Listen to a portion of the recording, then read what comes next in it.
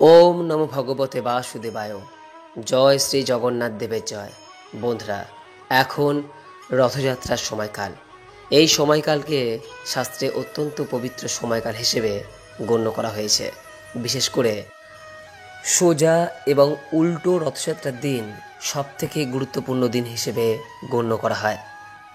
শাস্ত্র মতে এই বছর 1432 বঙ্গাব্দ 2025 সালে উল্টো রথযাত্রা পড়েছে আগামী 20 আষাঢ় 5ই জুলাই শনিবার দিন। শনিবার দিন সন্ধ্যা 6:43 মধ্যে এই উল্টো রথযাত্রা এই বছর সম্পন্ন করা প্রয়োজন। বন্ধুরা, সোজা এবং উল্টো রথ এই দুই দিনকেই সর্বদোষমুক্ত দিন হিসেবে শাস্ত্রে বর্ণনা করা হয়েছে। অর্থাৎ এই দুই দিনের মধ্যে যে কোনো দিন আপনি যে কোনো রকম শুভ কাজ করতে পারবেন, তাতে পঞ্জিকা দেখার দরকার হয় না। তবে এই দুই দিন কিন্তু কিছু কিছু খাবার যেমন খেতে বারণ করা হয়েছে, পাশাপাশি এমন কিছু খাবার রয়েছে যেগুলি ভগবান শ্রী জগন্নাথ দেবের উদ্দেশ্যে নিবেদন করার কথা বলা হয়েছে এবং তা গ্রহণ করার কথা বলা হয়েছে। তাই এই উল্টো রথযাত্রার দিন এই খাবারগুলি ভুলেও মুখে তুলবেন না। এগুলি সর্বদা এড়িয়ে চলুন, নচেত দারিদ্রতা এবং চরম বিপদ নেমে আসতে পারে। বন্ধুরা, সবার প্রথমে যে বিষয়টির কথা বলবো তা হলো কলমি শাক। উল্টো রথযাত্রার দিন কখনোই কিন্তু বাড়িতে কলমি শাক রান্না করবেন না। বলা হয়, বাড়িতে কলমি শাক রান্না করা হলে বা এই দিন কলমি শাক গ্রহণ করলে জগন্নাথ দেব কুপিত হন।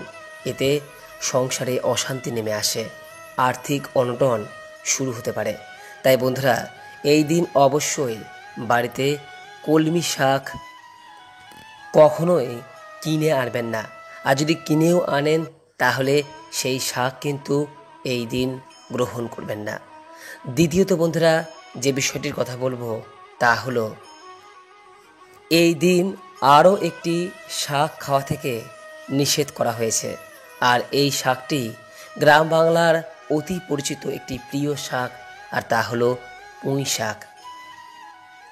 বলা হয়, এই রথযাত্রার 2 দিন যদি এই পুঁই শাক খাওয়া হয় তাহলে পরিবারে শারীরিক অসুস্থতা দেখা যায়। তাই এই সময় এই পুঁই শাক খাওয়া যথাসম্ভব এড়িয়ে চলুন। তৃতীয়ত বন্ধুরা, এই রথযাত্রার সময়কালে বিশেষ করে উল্টো রথযাত্রার দিন কখনোই তিক্ত জাতীয় খাবার অর্থাৎ তেতো জাতীয় খাবার গ্রহণ করবেন না। যে কোনো প্রকার তিতা শাক বা তিতা সবজি এই দিন যথাসম্ভব এড়িয়ে চলুন। বিশেষ করে উচ্ছে, করলা, নিমপাতা, কুলেখাড়া এই সমস্ত শাক সবজিগুলি ভুলেও এই উল্টো রথযাত্রার সময়কালে খাবেন না। চতুর্থত বন্ধুরা, সোজা এবং উল্টো রথযাত্রার দিন কখনোই বাড়িতে আমিষ জাতীয় খাবার গ্রহণ করতে নেই। আমিষ জাতীয় যে কোনো খাবার, তা সে ডিম হোক, মাছ হোক, মাংস হোক অথবা পেঁয়াজ রসুন, এগুলি এই রথযাত্রার পবিত্র সময়ে গ্রহণ করতে নেই। এই আমিষ জাতীয় আহার গ্রহণ করে জগন্নাথ দেবের পূজা করলে কোনো প্রকার লাভ পাওয়া যায় না, বরং উল্টো ফল হতে পারে। তাই এই দিন যথাসম্ভব চেষ্টা করুন এই আমিষ জাতীয় খাবার পরিহার করতে। পঞ্চমত বন্ধুরা, এই দিন আপনারা কোনো রকম নেশা জাতীয় দ্রব্য সেবন করবেন না। যেমন ধরুন মদ, গাঁজা, সিগারেট, বিড়ি এগুলি এড়িয়ে চলুন। এই 5 প্রকার খাবার রথযাত্রার সময়কালে যদি গ্রহণ করা হয় তাতে মহাপ্রভু জগন্নাথ দেব অত্যন্ত রুষ্ট হন, যে কারণে আর্থিক ক্ষতি, শারীরিক অসুস্থতা, এমনকি চরম বিপদ পর্যন্ত নেমে আসতে পারে। তাই বন্ধুরা, এই খাবারগুলি যথাসম্ভব এড়িয়ে চলার চেষ্টা করুন।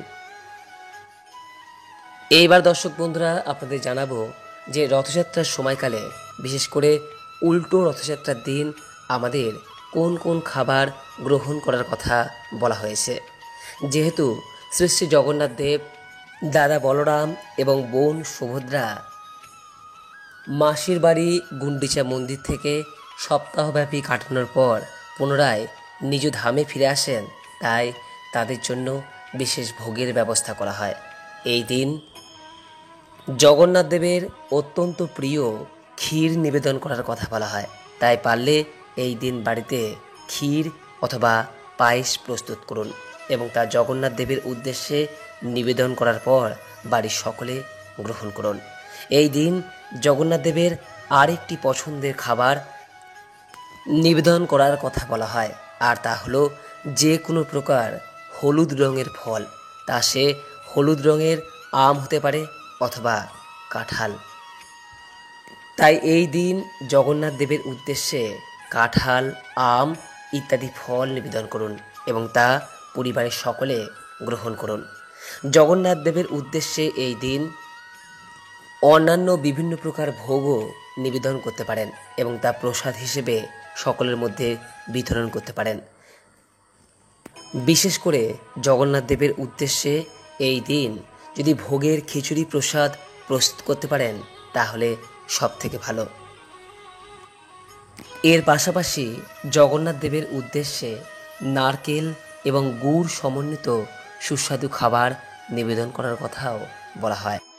মূলত পুরীর উল্টো রথযাত্রার দিন মাসির বাড়ি থেকে ফেরার সময় জগন্নাথ দেবকে পোড়া পিঠে নিবেদন করা হয়, আর এই পোড়া পিঠে তৈরি করা হয় চালের গুঁড়ো, নারকেল এবং গুড় দিয়ে।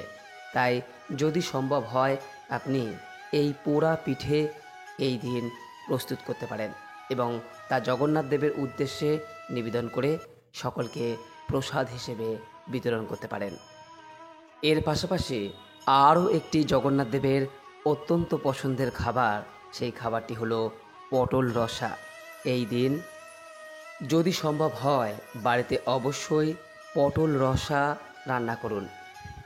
এটি খেতেও যথেষ্ট সুস্বাদু এবং স্বাস্থ্যকর, তাই পরিবারের সকলে এই দিন পারলে অবশ্যই পটল রসা খান এবং জগন্নাথ দেবের উদ্দেশ্যে নিবেদন করুন।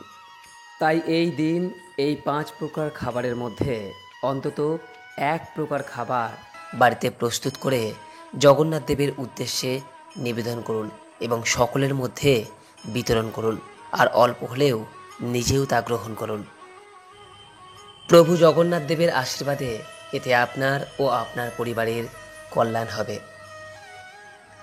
বন্ধুরা, এই উল্টো রথযাত্রার দিন সকাল সকাল ঘুম থেকে উঠে সবার প্রথমে জগন্নাথ দেবকে স্মরণ করুন এবং তার উদ্দেশ্যে তুলসী পাতার একটি মালা পারলে নিবেদন করুন। এই দিন বাড়িতে আগত কোনো প্রকার দরিদ্র ভিক্ষুক, অসহায় মানুষ বা কোনো সাহায্য প্রার্থীকে খালি হাতে ফিরিয়ে দেবেন না। আপনার সাধ্য ও সামর্থ্য অনুযায়ী তাকে সাহায্য করুন। এই দিন কাউকে মনো কষ্ট দিয়ে কথা বলবেন না, স্বয়ং মহাপ্রভু জগন্নাথ দেব তাতে মনে আঘাত পান। এই দিনে ভুলেও কোনো বৈষ্ণব, সাধু সন্ন্যাসী বা গুরুজনদের অপমান করবেন না, এটি সম্পূর্ণরূপে ক্ষমার অযোগ্য। এই রথযাত্রার দিন তাস, জুয়া, নেশাদ্রব্য এই সমস্ত কিছু করলে প্রভু জগন্নাথ দেব রুষ্ট হন। এই দিন সর্বদা কালো পোশাক পরা পরিহার করুন। এই দিনে কোনো পশু পাখিকে কষ্ট দেবেন না, এতে জগন্নাথ দেব কষ্ট পান। এই দিনে কারো অনিষ্ট কামনা করবেন না। যদি কখনো মুখ থেকে দৈবাৎ কোনো খারাপ কথা বেরিয়ে যায় তাহলে তৎক্ষণাৎ ভগবানের কাছে ক্ষমা চেয়ে নেবেন। আশা করি বন্ধুরা এই ভিডিও থেকে সমৃদ্ধ হয়েছেন। ভালো লাগলে লাইক করবেন, পারলে সকলের উদ্দেশ্যে শেয়ার করবেন। প্রভু জগন্নাথ দেবের কৃপায় সকলের মঙ্গল হোক এই কামনা করে আজকের মতো ভিডিওটি এখানে শেষ করলাম। নমস্কার, ধন্যবাদ। ঈশ্বর আপনার মঙ্গল করুক। জয় শ্রী জগন্নাথ দেবের জয়।